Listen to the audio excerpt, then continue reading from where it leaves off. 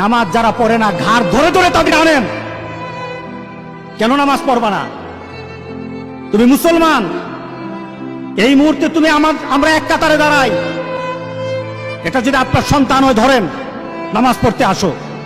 রাগ করতেছেন? কঠিন করে কথা বলেছি? আমি কঠিন করে বলি নাই। আমাকে বলানো হয়েছে মুহাম্মদ সাল্লাল্লাহু আলাইহি সাল্লামের কথা কঠিন ছিল নামাজের ব্যাপারে।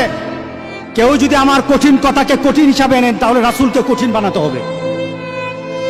রাসূল সাল্লাল্লাহু আলাইহি সাল্লাম বলেছেন, তোমার সন্তান 7 নামাজ শিখাও, তোমার সন্তান 10 নামাজ না পড়লে তার পিটাও।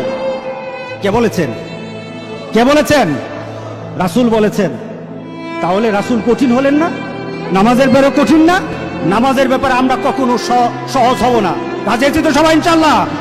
নামাজের ব্যাপারে আমাদের কোনো সহজতা নাই, কোনো কম্প্রোমাইজ নাই, কারোর সাথে আমার সম্পর্ক নাই। নামাজ আছে তো সম্পর্ক আছে, নামাজ নাই আল্লাহর সাথে তার সম্পর্ক নাই, আমার সাথে তার কোনো সম্পর্ক নাই।